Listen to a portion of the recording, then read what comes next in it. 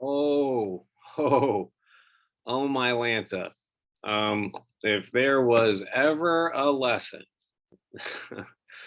that I want you to read and know well, it is lesson 7. This one is literally called What Experiences Led to the American Revolution. This one is loaded. There's a lot. Um, so let's just get to it. My goodness. Here we go.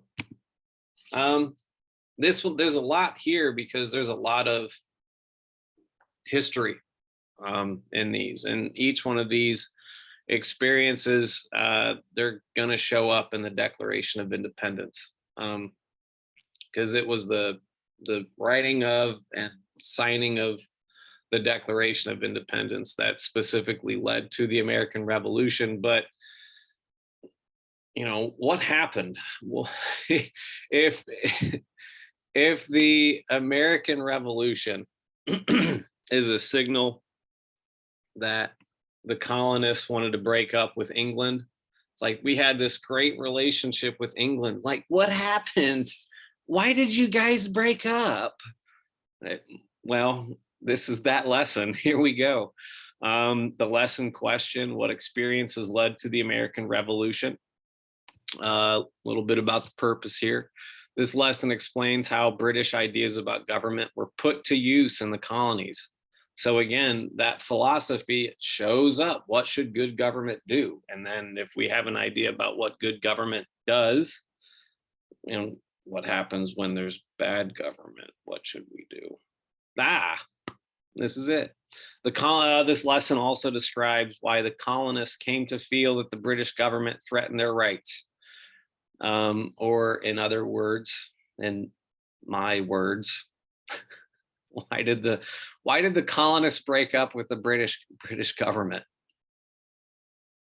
When you finish the lesson, you should be able to explain how constitutional government developed in the colonies, and you should also be able to explain why the colonists decided to fight for their independence. So it wasn't an easy breakup.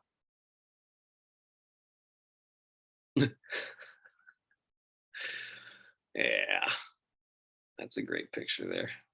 Terms to understand, there's a few, but there's other things that I want you to dig into and research, and we'll do that in class. You'll see what those things are.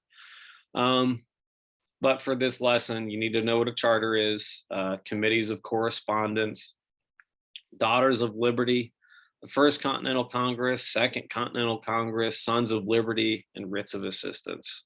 There's other big historical events that are in this lesson that it wouldn't be a bad idea if you did some independent research on your own. And I wonder if there's somebody that will make you do independent research. Me. So, which ideas did the colonists in America use to create their governments? Here we go.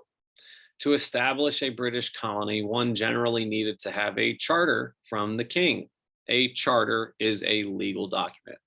In colonial times, a charter granted land to a person or a company along with the right to start a colony on that land.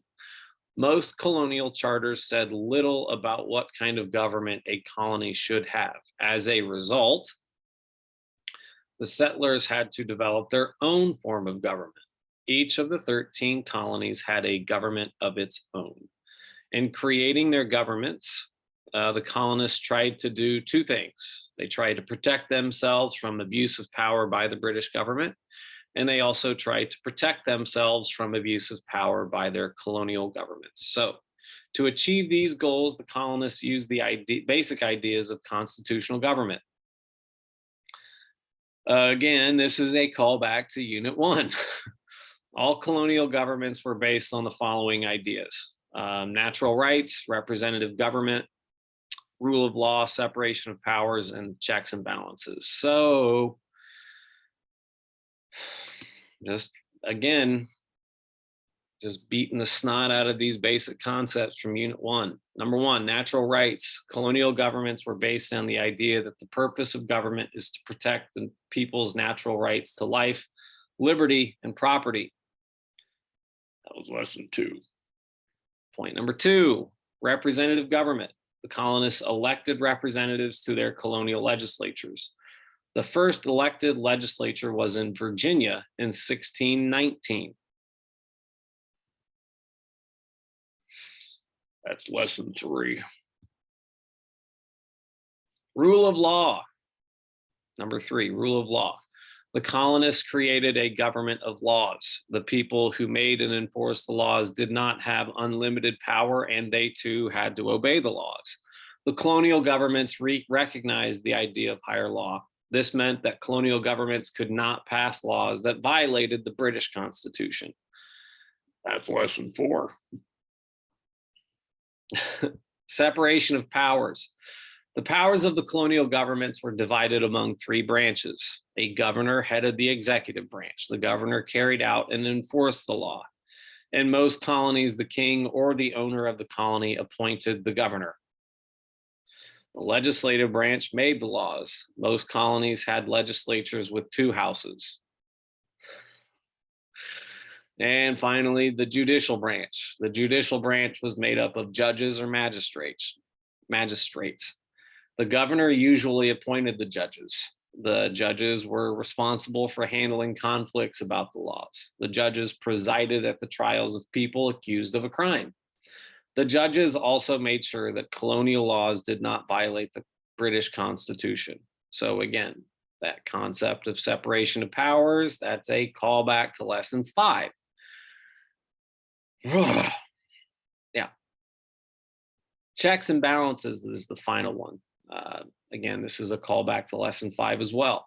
In many colonies, the branches of government shared power, but one branch could check the use of power by another branch. For example, the governors could not collect taxes without the consent of the legislature.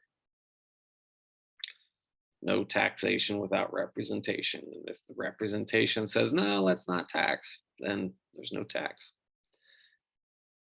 Another big question, and these are the little bits and pieces of history that we're going to have to fill in the blanks to learn more about, but this lesson does do a good job of doing a brief overview of them. So, why did the British tighten control over the colonies?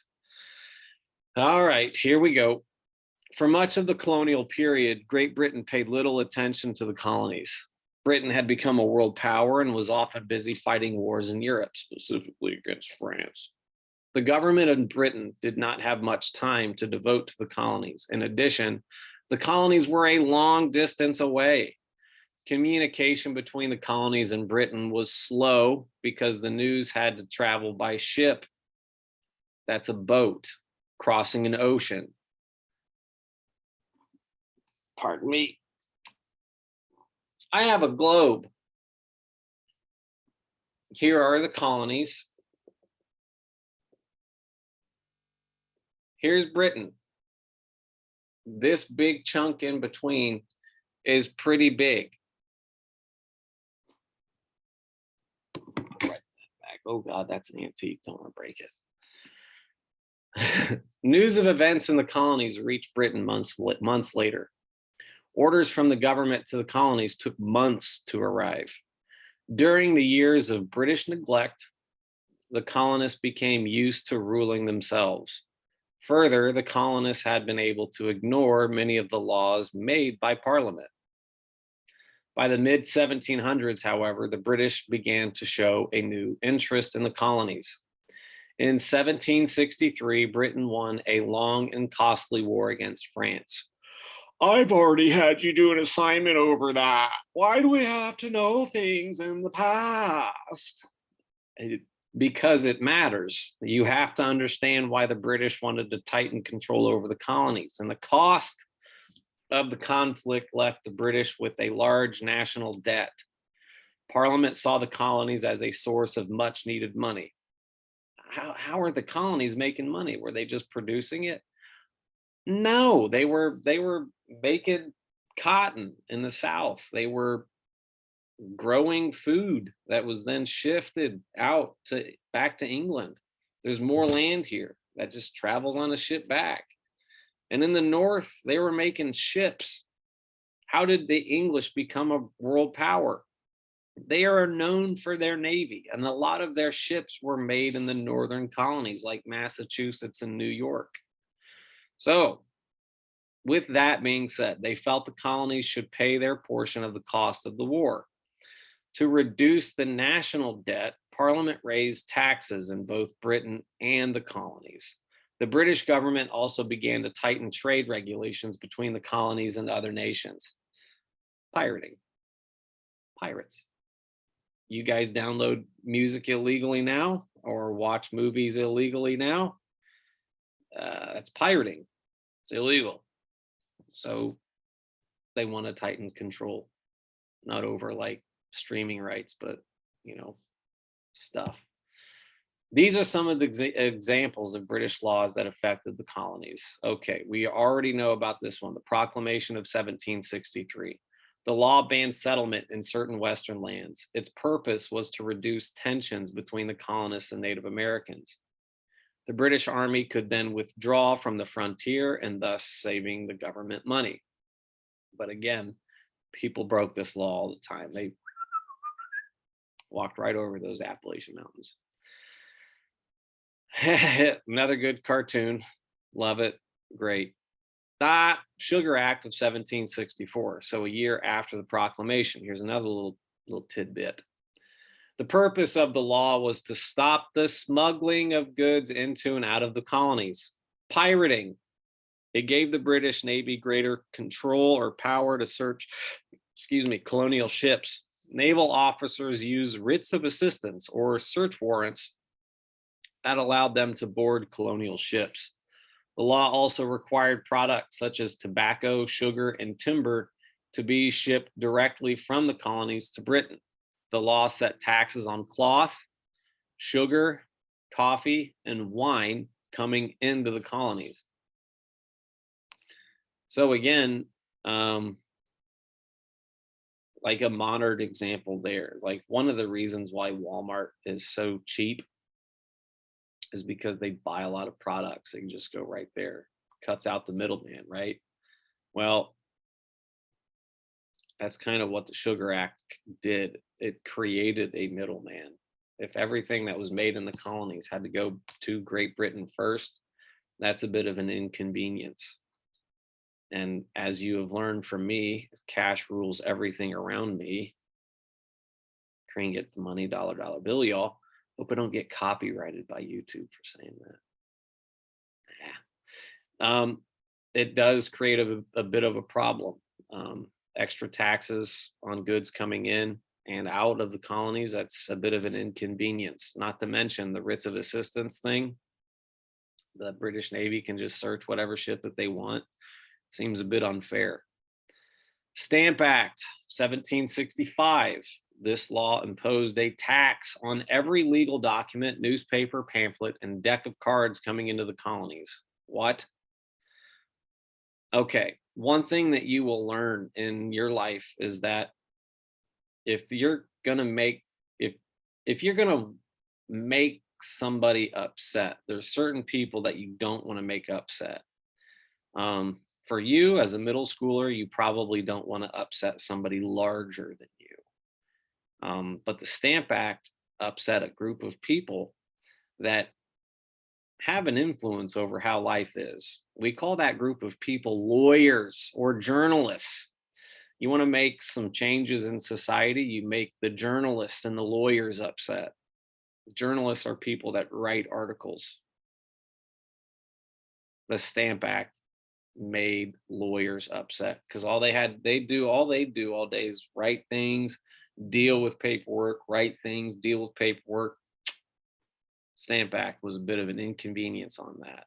Oh, and a majority of our founders were lawyers. The people who create laws in this country now, they're lawyers. Just saying.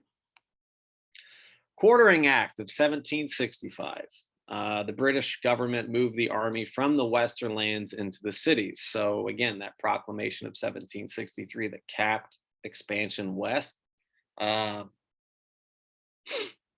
Quartering acts was a bit of an inconvenience on innkeepers. The law required colonists who were innkeepers or public officials to house and feed the British soldiers. So, like in an inn where people would stay or drink beer, whatever. Yeah, that's the thing about inns back in the day. You could stay there, but people also went there like to publicly talk about things like a bar or a restaurant. The law required colonists who were innkeepers or public officials to house and feed the British soldiers, which again is a bit of an inconvenience on that business because instead of making money off of somebody who's paying for the bed, they're forced to put a soldier there. Again, if you want to make changes, you also want to impact people who own businesses. If you take away their Skrilla, you're going to get some upset people. Next up, the Declaratory Act of 1766. The law stated that Parliament had the right to pass laws for the colonies in all cases whatsoever. Its purpose was to remind the colonists that the authority of the king and Parliament was superior to colonial governments. So again, those laws that the colonists were making, the Declaratory Act was a political overstep, obviously. The Tea Act of 1773. The act gave the East India Company, sorry, my phone's going off. Move that over there. The most important thing right now is the Tea Act. Tea Act. The law gave the East India Company the sole right to sell tea in the colonies. The East India Company was a large and important corporation in Britain. The purpose of the law was to keep the company from going broke. So imagine if Apple or Amazon was owned by our government. If you think about what Apple does, they make phones, they have music services. Amazon, you buy whatever you want on Amazon, right? So imagine our government passing laws that will support that particular business from going broke, and you're a small business. Looks like you're getting help from the government. Meanwhile, those small businesses are kind of getting left out in the cold. Yeesh. Let the free market talk, baby. Nope. Either way, the colonists viewed the new laws differently than did the government in Great Britain. Many colonists came to believe that Parliament was threatening their rights. They believed that Britain was becoming oppressive. The tax and trade laws meant that some colonists would lose money. More important, the laws went against the colonists' belief in representative government. The colonies had no right to elect representatives to Parliament. Therefore, the colonists claimed Parliament had no right to tax the colonies. The colonies felt that tax laws should be passed only by their colonial legislatures. No taxation without representation became a rallying cry of the colonists. To the British, the laws seemed reasonable. King George felt that the colonists were acting like ungrateful children. You guys should be happy. The well-being and safety of the colonies were due to the help that they got from the British government. It was only fair that the colonists pay their share of the cost of government. The issue of representation made little sense to most British people. Parliament did not represent individuals, nor did it represent areas of the country. Instead, Parliament represented the interests of the whole nation, no matter where British subjects lived. How did the British colonists resist British control? Between 1763 and 1775, tension was growing between the colonies and the British government. To protest against the British actions, the colonists organized town meetings and wrote angry letters to the newspapers. They also put together independent voluntary groups that organized other ways to resist the British.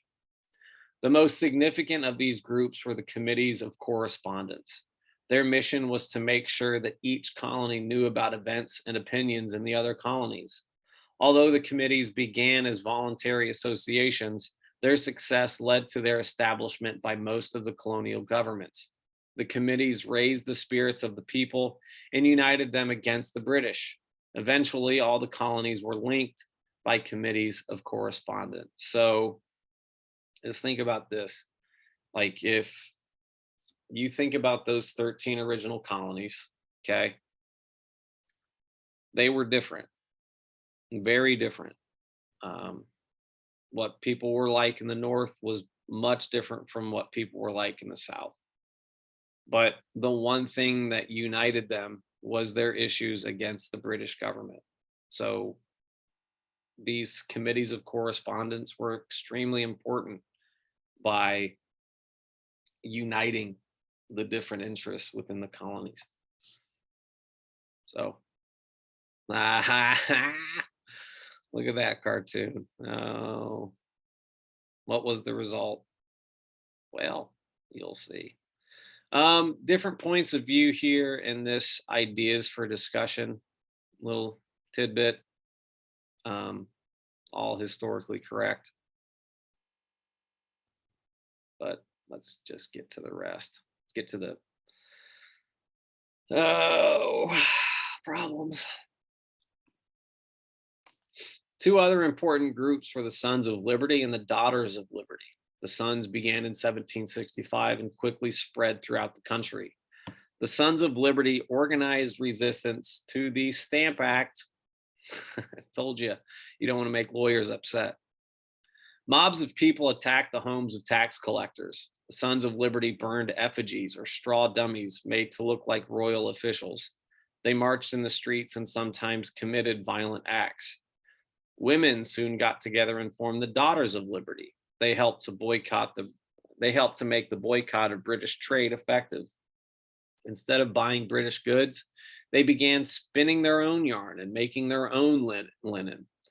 After the British Parliament passed the Tea Act of 1773, many women gave up drinking tea. Both the Sons and Daughters of Liberty continued with acts of resistance until the start of the Revolutionary War. There were two well-known events that resulted in violence. Whoa! The Boston Massacre, 1770. British troops opened fire on a crowd of protesters outside the Customs House in Boston. 5 people died as a result. The tragedy convinced many officials that the British government would use military force to make them obey the laws. So again, think on this. If you know that your natural rights are life, liberty, and property, imagine the government killing you because you're protesting. And that's why the Boston Massacre was a big deal. Plus, a lot of the big colonial resistance was coming from the North because they were more impacted by these British laws. The reason for that is the Northern colonies had more ships. And if news is traveling by ship between the colonies and England, they're the first ones to know about it. Another Boston event. The Boston Tea Party in 1773. The colonists attempted to prevent the unloading of a cargo of tea that had arrived in Boston Harbor. The protesters ripped open 342 chests and dumped the tea into the harbor. The British responded by closing the harbor to all trade. So again, you want to protest. I shouldn't say hurt. If you want to protest, you get in the way of people's business. There's something going on right now in Canada, of all places, that is impacting business for, as a modern example in 2022. But look at the response to the British government here. They closed the harbor down. And when you close the harbor down, that'll impact people's jobs, how they make money. And that is another great way to start making changes. So moving along, by the fall of 1774, these events had led many colonists to decide that it was time to take united action. The committees of correspondence called for representatives from all the colonies to meet in a general congress once a year. They were to deliberate on the general interests of all the colonies. This call laid the foundation for the First Continental Congress. The First Continental Congress met in Philadelphia.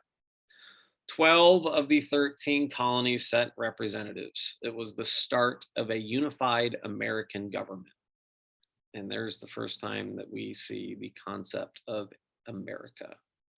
The purpose of the Congress was to decide on the best response to the actions of the British government.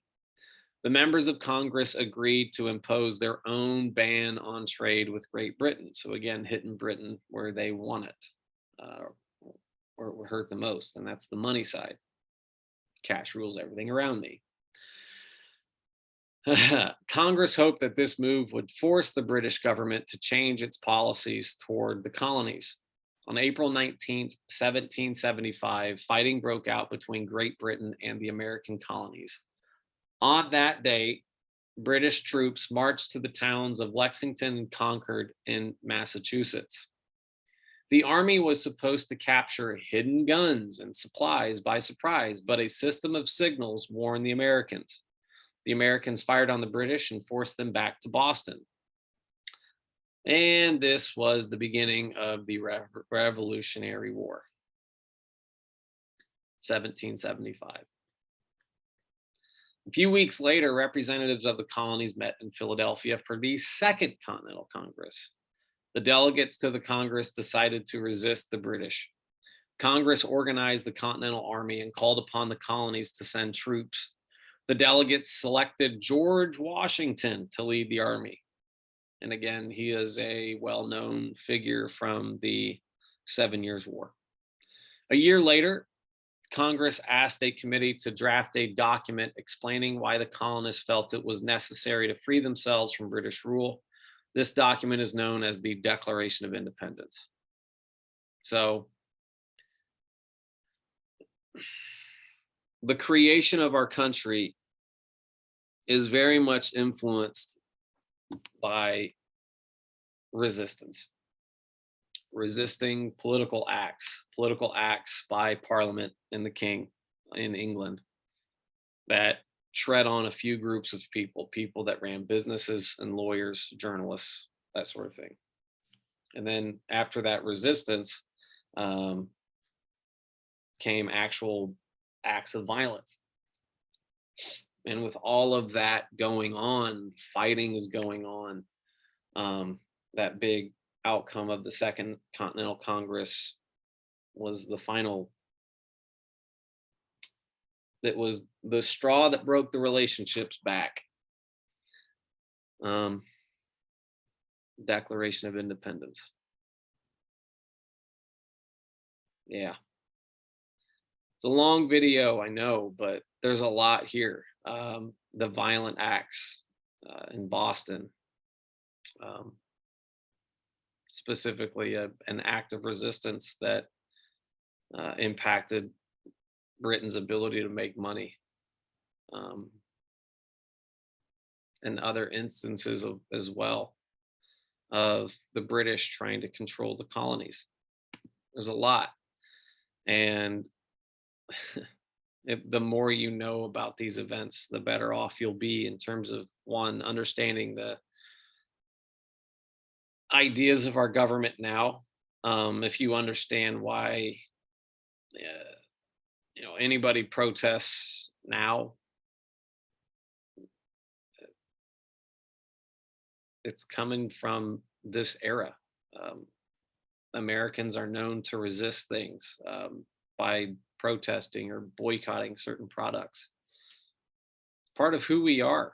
So the more you know about that history, the more you'll understand why people are maybe upset about what government does now. So another video down. That was lesson 7.